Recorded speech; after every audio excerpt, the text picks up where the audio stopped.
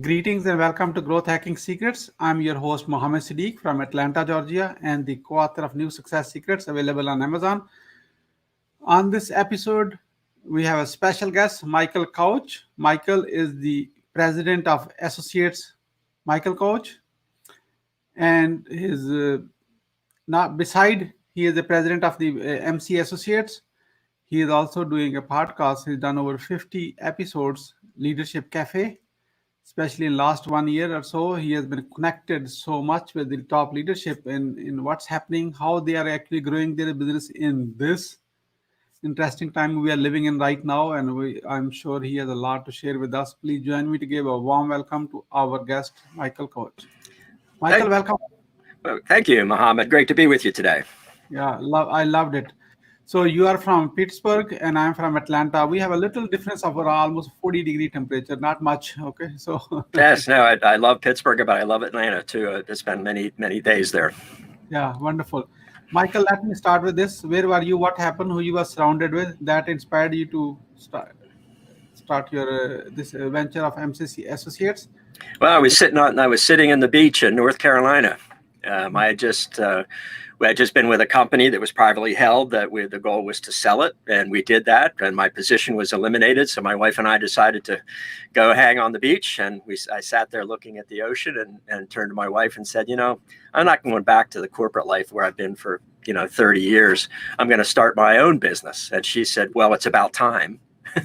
so she was very encouraging, and everybody else was. So that was back in 2007, and there's no way I could work for somebody else. I really enjoy working on my own and working with enlightened leaders doing remarkable things, and talking with folks like you who do remarkable things as well.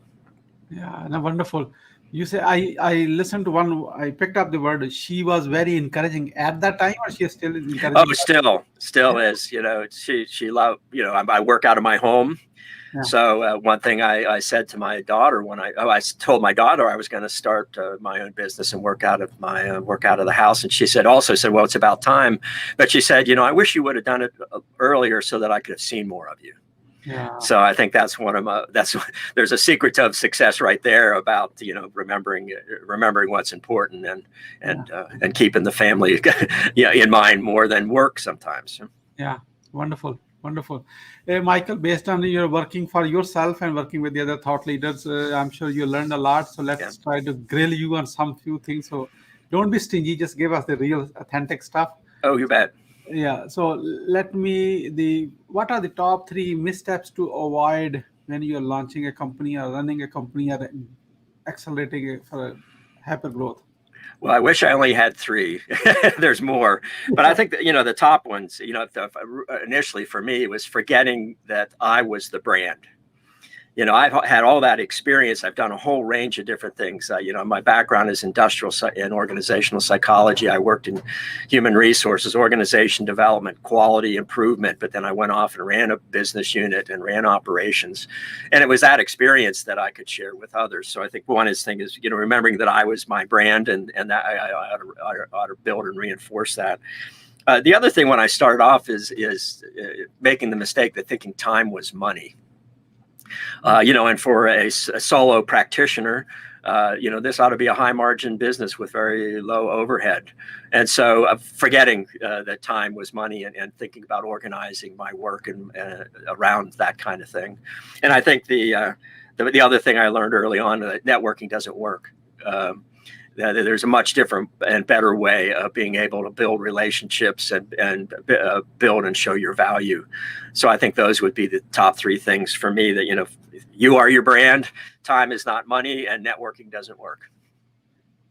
Oh my God, networking doesn't work. There's a better way.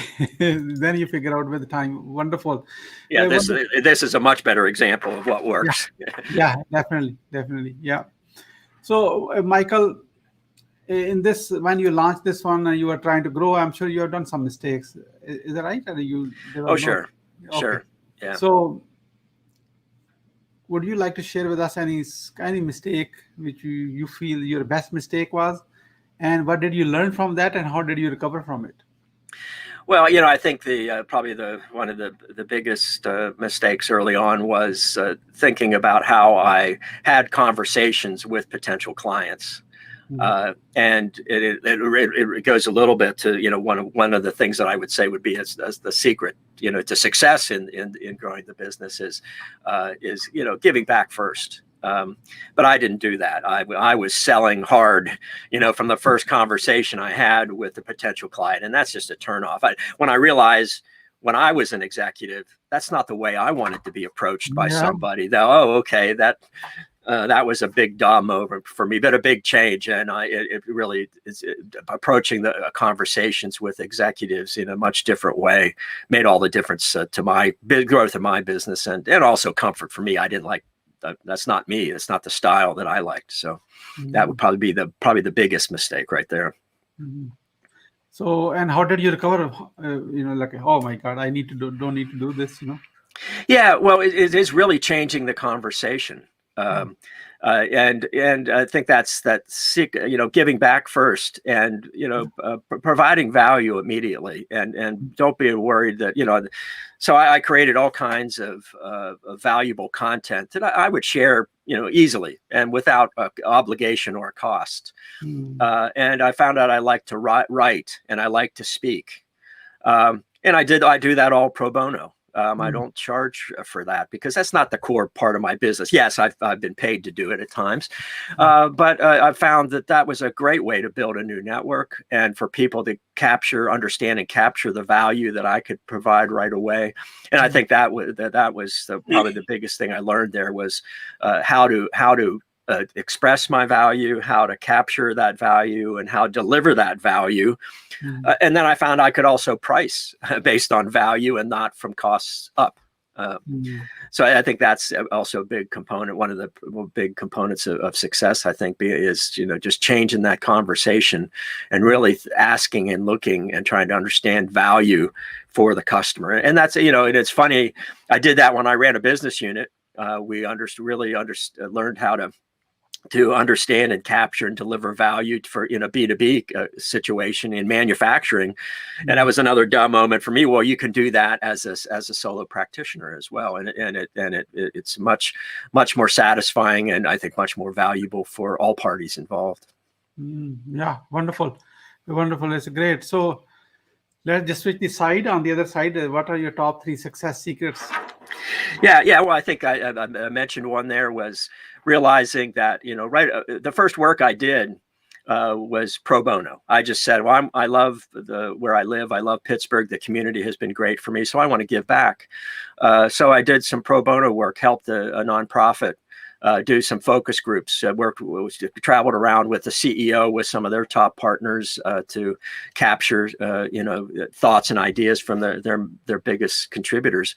That exposed me to 30 or 40 executives and beyond the nonprofit being very pleased with the information, it started building a network. So I came out of manufacturing, but some of my first work was in the nonprofit sector. So it really helped me understand by that give back and thinking, it really broadened where I thought I could do my work. And I think the second key that I developed there was that whole idea around value, approaching work from a value standpoint. And not from selling a product kind of thing, because I found out that I had much greater value than I thought I did if I thought about delivering a product. There were 30 things I could do. So people told me initially, you got to find a niche and you got to focus on that. That was boring for me. So I sort of feel like I have 3 or 4 brands that I value, different areas of value that I can deliver. So I work in organization culture and development. I do executive coaching. I do leadership development. We do work with teams. Do a lot of facilitation around strategy because all those are the things I enjoy doing when I was working in business. So that would be the second one around that whole thinking about your value. And then the third one is the best way to market is to create gravity so people come to you. Yeah. So when I'm out there speaking or writing, and now we just published a book last year with Taylor Francis called Strategy Driven Leadership. Yeah. So people are coming to me I'm not out there having to market or sell. Yeah. But if you create my tech support guy called this creating marketing gravity, which I love that idea. And it's just much more valuable use of my time because I enjoy doing it. But then the work and the approach comes to me. So giving back first, capturing and delivering and understanding value, and then also creating gravity, creating marketing gravity. Those are probably the three things that have been most valuable for my solo practitioner business. Yeah. Mm-hmm. No, this is amazing. You just switch the side of how you think, go from the position of serving someone instead of trying to, hey, let me get a sale. That's it. Yes. Yeah. Well, and I started a community when I started off. I found there were lots of other consultants in the area that were willing to help me. And so we started a Pittsburgh consulting community, which is just a network of consultants. It grew to be, 700 or 800 people connected, and we learned from each other. And there were folks in that community who sold products. Mm-hmm. And what I found out in learning from them is they didn't get much repeat business. Yeah. And a large percentage of my business is retained work. I've been working with the clients for years and years because I'm always thinking about value. I'm not selling a product. And I think that was the fun. Well, creating a community, that was cool. Like you did, you've created a phenomenal community of CEOs, entrepreneurs, and unique, weird people like me. And I think there's a huge value to that. And luckily the technology is there to really help that now compared to when I started, but it's great. Yeah, make it easier. So how the Growth Hacking Secrets community can support you, Michael? Yeah, well, I'd love for you to check out my book, Strategy Driven Leadership. It's available on Amazon and on the Taylor and Francis website. It was an Amazon bestseller for a period of time in our category. Well, also check out, we like you, Mohammed, I do a podcast with my co-author, Richard Citron, and we called it the Leadership Cafe. And it's sponsored by a local talent solutions firm called Vaco. They're a global firm. But we've talked with probably 50 or 60 CEOs, executives, presidents from 12 or 13 different industries. And we asked them, it was really about how they and their teams and their leaders are navigating the challenges today, the pandemic and a number of other things. Very enlightening, very exciting. So check that out, and check out my website. You can find out more about what me and what I do at www.mcassociatesinc.com. Yeah, mcassociatesinc.com. Check out the website. So, Michael, I appreciate. I'm sure anyone who is interested they will definitely read your book and listen to your three things. Read the book. Second, listen to the podcast.